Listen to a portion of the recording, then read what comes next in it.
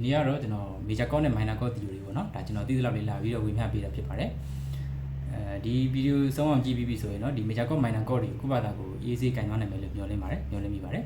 အဲ့တော့ဒီအပေါ်ဆုံးမှာပြထားတာကအပေါ်ဆုံးမှာပြထားတဲ့ပုံကကြတော့ဒီ fretboard ပေါ်မှာရှိတယ်ပေါ့နော် C D E F G A B တွေရဲ့ဒီနေရာတွေပေါ့နော်အဲ့ဒါလေးတွေပြထားတာပါအဲ့တော့ C ဆိုဘယ်နှရှိတယ် D ဆိုဘယ်နှရှိတယ် E ဆိုဘယ်နှရှိတယ် F ဆိုဘယ်နှရှိတယ်ပေါ့နော်ဒီနေ့ကအဲ့ဒါလေးတွေပြထားတာပါဒီညာဘက်ကပုံကတော့ဒါ Do Re Mi Fa ပေါ့နော်အားလုံးသိတဲ့အတိုင်းပဲအဲ့တော့ဒီဟာလေးနည်းနည်းပြပြအပေါ်ဆုံးမှာရေးထားတာ C D E F G A B ပေါ့နော် C D E F G A B ကဘာလဲဆိုတော့ C နဲ့ D C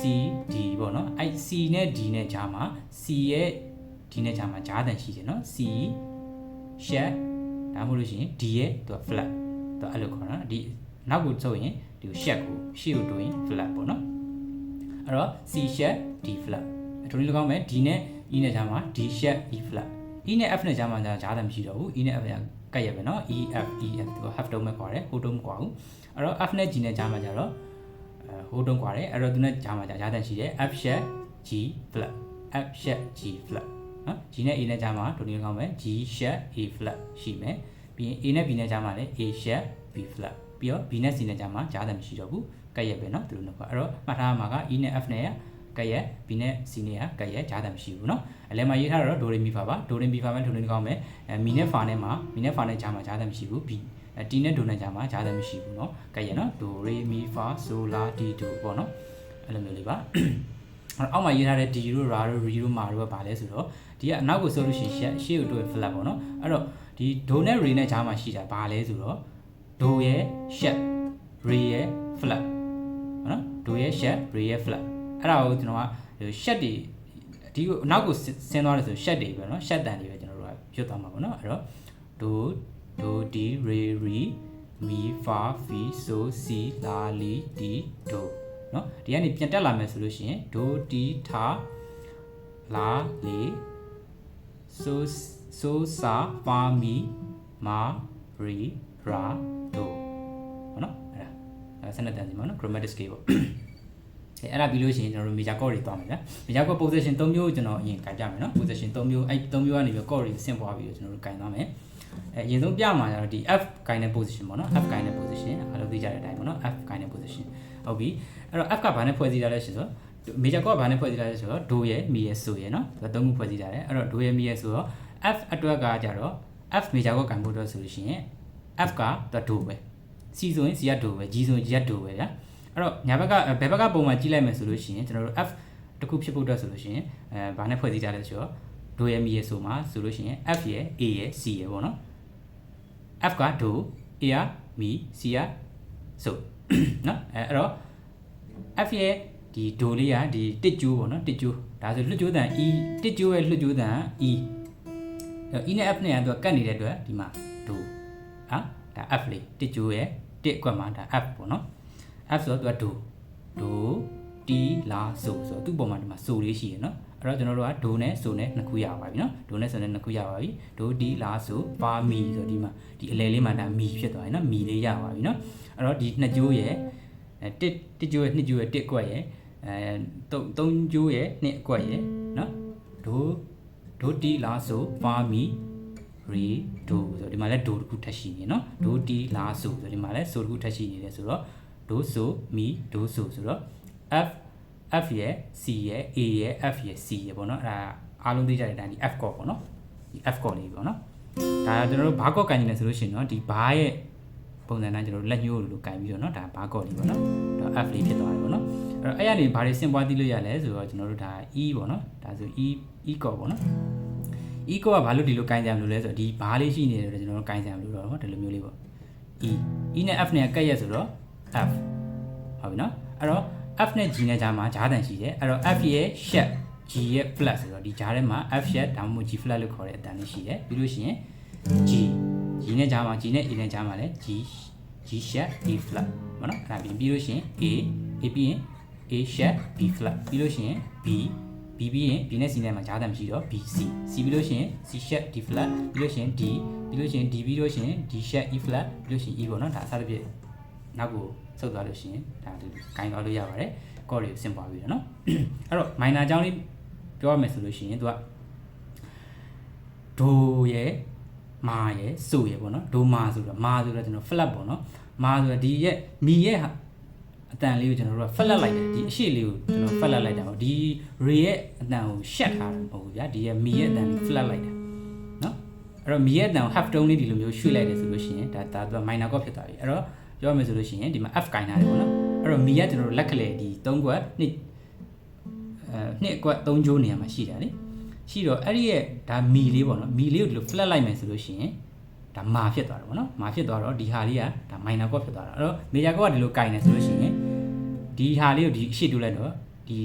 လက်ကဒီလိုဖိထားပြီးတော့ဒီ3ချောင်း3ကျိုးလုံးဖိထားမယ်ပြီးလို့ရှိရင်ဒီ2ချောင်းဖိမယ်ဆိုလို့ရှိရင်ဒါ minor chord ဖြစ်သွားတာပေါ့နော်အဲ့တော့ဘာ chord အနေနဲ့ကင်မယ်ဆိုလို့ရှိရင် f ဆိုလို့ရှိရင်ဒီလက်ကလေးလေးလွှတ်လိုက်ပြီဆိုရင်ဒါ minor chord ဖြစ်သွားမှာနော်ဒါဆိုရင် f minor โอเคပြီးလို့ရှိရင်ဒါဆိုရင် g ပေါ့နော် g minor ကိုင်ရင်လက်ကလေးလွှတ်လိုက်မယ် g နော် g minor ပြီးလို့ရှိရင် a အဲ့တော့ a minor ကိုင်ရင် a minor ကိုင်ရင်လက်ကလေးလွှတ်လိုက်ရင် a minor ဖြစ်သွားတယ်ပေါ့နော်အဲဒါကစသဖြင့်နောက်ကိုအဲ့လိုမျိုးလေးဆွဲသွားလို့ရပါတယ်နောက်တစ်ခုဒီကျွန်တော်တို့အသုံးများတဲ့ position တစ်ခုပေါ့နော်ဒီလိုမျိုးလေးပေါ့နော်ဘာကောကိုင်တဲ့ position ဒီလိုမျိုးလေးပါ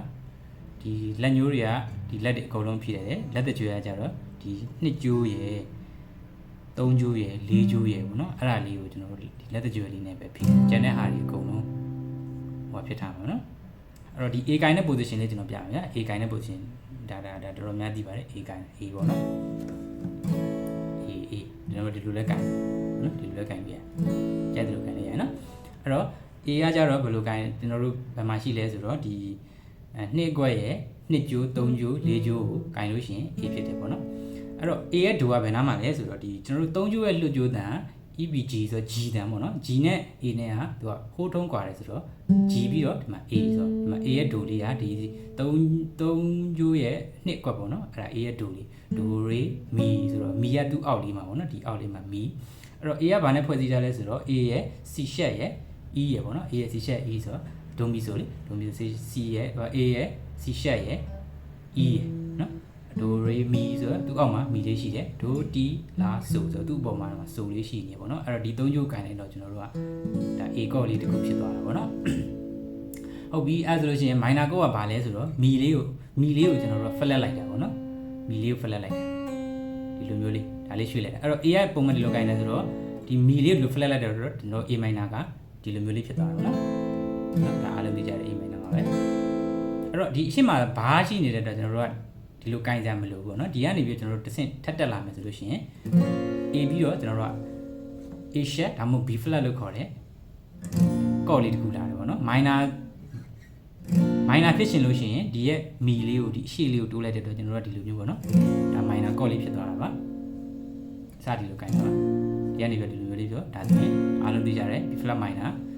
ဒါကို A sharp minor အဲ့လိုလည်းခေါ်ကြရနော်နောက်တစ်ခုကကျွန်တော် B minor ပေါ့နော် B minor ဒါမှမဟုတ်လို့ရှိရင် B ကိုကင်ရင်ဒီလိုလေးကင်ကြရပါတယ်ဒါ B ဒါ B minor နော်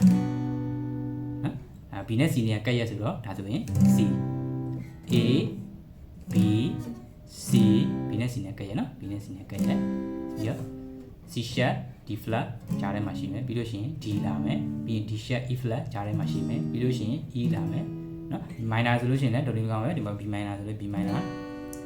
နော် A minor B minor ပြီးလို့ရှိရင် B နဲ့ C နဲ့ကတ်နေတယ်ဆိုတော့ B C minor နော် C minor ပြီးရင် C sharp minor D sharp D flat minor ပြီးလို့ရှိရင် D minor D minor ပြီးရင် D sharp minor E flat minor ပြီးလို့ရှိရင် E minor နော်အဲ့လိုသွားမယ်ပြီးလို့ရှိရင်ကျွန်တော် not position တစ်ခုက D ကိုင်းတဲ့ position ပေါ့နော် D ကိုင်းတဲ့ position မှာသူရဲ့ D ဆိုတဲ့ do note လေးကဘယ်နာရှိလဲဆိုတော့ဒီနားလေးမှာပါဘာဖြစ်လဲဆိုတော့ဒီနှစ်ကျိုးရဲ့လွတ်ကျိုးတန်က B ပေါ့နော် B ဆိုတော့ B နဲ့ C နဲ့ကတ်နေတဲ့အတွက်ဒီနားလေးမှာ C နဲ့ဒီနဲ့ကျတော့ဟိုးတုံးกว่าတယ်ဆိုတော့ဒီမှာ D ပေါ့နော်ဒါ do အဲ့တော့ do re mi fa so ဆိုတော့ဒီ mi ကဒီနားလေးမှာနော် do mi အဲ့ဒါဆိုလို့ရှိရင် do နဲ့ mi နဲ့ရပြီ do ti la so ဆိုတော့ဒီနားလေးမှာ so ရှိနေတယ်ကျွန်တော်တို့ gain တဲ့ဟာ D ကဒီလိုလေးဖြစ်သွားပါတယ်ဒါအားလုံးသိကြတဲ့ D ပါပဲနော်အဲ့တော့ D ကဘာနဲ့ဖွဲ့စည်းထားလဲဆိုရင် D ရဲ့ F sharp ရဲ့ A နော်ဖွဲ့စည်းထားတယ် do mi so ပေါ့နော် D က do F sharp က mi A က so နော်အဲ့တော့ဒီမှာ F sharp ဆိုတော့ဒီ F ရဲ့ sharp F ရဲ့ဒီကိုရှက်ထားတယ်နော် F ရဲ့ရှက်လေးဆိုတော့ဒီမှာ F ရှက်ရဲ့ D ရဲ့ A ရဲ့သုံးခုပေါင်းလိုက်လို့ရှိရင်ဒါဆိုရင် D နော်အဲ့တော့ဒီကောင်ကို minor ဖြစ်ချင်တယ်ဆိုလို့ရှိရင်မီလေးကိုကျွန်တော်တို့ flat လိုက်ရုံနဲ့ဆိုတော့မာပေါ့နော်မီမာဆိုတော့ဒီမှာတစ်ခုဒီမှာတစ်ခုဒီမှာတစ်ခုခြင်လိုက်လို့ရှိရင်ဒါအားလုံးသိကြတယ် D minor ပေါ့နော် minor ဖြစ်သွားပါတယ်အဲ့တော့ဟုတ်ပြီကျွန်တော်တို့ကဒီအတွက်ကတော့ကိစ္စမရှိဘူးเนาะဘာဖြစ်လို့လဲဆိုတော့ဒီ၄ကျိုးရဲ့လွှတ်ကျိုးတန် D ဖြစ်နေတာကို D ဖြစ်နေတော့သူကကင်လို့ရတယ်ကျွန်တော်တို့က D ပြီးတော့ဒီဘက်တွေက D sharp E flat တို့ D တို့ E တို့ F တို့ G တို့ကင်နေတယ်ဆိုလို့ရှိရင်ကင်လို့မရတော့ဘူး၄ကျိုးတန် D တန်ဖြစ်နေတဲ့အတွက်အဲ့တော့ကျွန်တော်တို့ကဘယ်လိုကင်လို့ရလဲဆိုရင်ဒီလိုမျိုးလေးပေါ့နော်ဒီလက်တန်းလေးကိုလက်တန်းလေးကိုဒီအခုဒီကင်လိုက်တယ်ဒီကင်ပြီးတော့လက်တန်းလေးကိုဒီဗါလဲ၄ကွက်ရဲ့၄ကျိုးဟုတ်တယ်၄ကျိုးနေရာမှာလာထောက်မယ်ဆိုလို့ရှိရင်ဒါလည်း D ပါပဲအဲ့လိုမကင်ချင်ဘူးဆိုလို့ရှိရင်လည်းဒီလိုမျိုးကင်လို့ရပါတယ်နော်ဒီ၃ကျိုးလုံးကို2ကွက်က3ကျိုးလုံးကိုဖိမယ်ပြီးလို့ရှိရင်3ကွက်က2ကျိုးဖိမယ်ပြီးလို့ရှိရင်4ကွက်က4ကျိုးဖိမယ်ဒီပေါ့နော်ဒီပြီးလို့ရှိရင်ဒီ sharp E flat ပြီးလို့ရှိရင် E ပေါ့နော်ပြီးလို့ရှိရင် F ပြီးရင် F E နဲ့ F ကကတ်ရက်ဘူးပြီးလို့ရှိရင် F sharp G flat ပြီးလို့ရှိရင် G လာမယ် G ပြီးရင် G sharp A flat ပြီးလို့ရှိရင် A လာမယ်နော်စသည်၎င်းတို့ကော့တွေပွားယူပါလို့ရပါတယ်အဲ့တော့ဂျားထဲမှာရှိတဲ့ sharp တွေ flat တွေကော့တွေကိုဒီလိုနည်းလေးနဲ့ဒီလိုမျိုးကျွန်တော်တို့သွားမယ်ဆိုလို့ရှိရင် major ကော့တွေ minor ကော့တွေကိုဟိုဟာဖြစ်သွားမယ်ပေါ့နော်ဂိုင်းလို့တော်တော်အဆင်ပြေသွားမယ်ပေါ့နော်အဲ့တော့ဟုတ်ပြီဒီ minor ကဆိုတော့ဒါမျိုးလေးပေါ့နော်ကျွန်တော်တို့သူက D ရတဲ့လွှတ်ကြိုးတန်မလို့ကျွန်တော်တို့မဂိုင်းတာလေအဲ့တော့ဒီ minor ဆိုလို့ရှိရင်ဒီလို position ဂိုင်းလို့ရပါတယ်ကျွန်တော်တို့ဒီလိုပေါ့နော်တစ်ကွက်တစ်ကြိုးဒီမှာကျတော့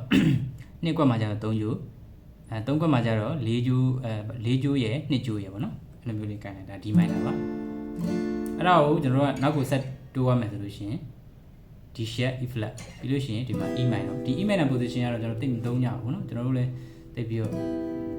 တိတ်မသုံးဖြစ်တာပေါ့နော်ဒါဒီဂျာတွေပဲသုံးဖြစ်နေတာဒါတွေတော့ဖြစ်နေတာเนาะဒါတွေတိတ်ပြီးတော့မသုံးဖြစ်ဘူးဗျเนาะဒါဆိုရင် E minor E နဲ့ F နဲ့ကဲရဆိုတော့ F minor ပြီးလို့ရှိရင် G sharp F sharp G flat ပြီးလို့ရှိရင် G minor เนาะပြီးလို့ရှိရင် G sharp A flat A minor ပေါ့နော်စသဖြင့်အဲ့လိုမျိုးလေးကိုင်းသွားလို့အဆင်ပြေပါတယ်နော်အဲ့တော့ပုံလေးလည်းတွဲတင်ထားတယ်အခုအပေါ်ဆုံးမှာလည်းဒါဟို fret book မှာရှိတဲ့ CD EF GAB နေရာတွေပြထားတယ်ဆိုတော့အားလုံးပဲအဆင်ပြေကြပါစေခင်ဗျာကျေးဇူးတင်ပါတယ်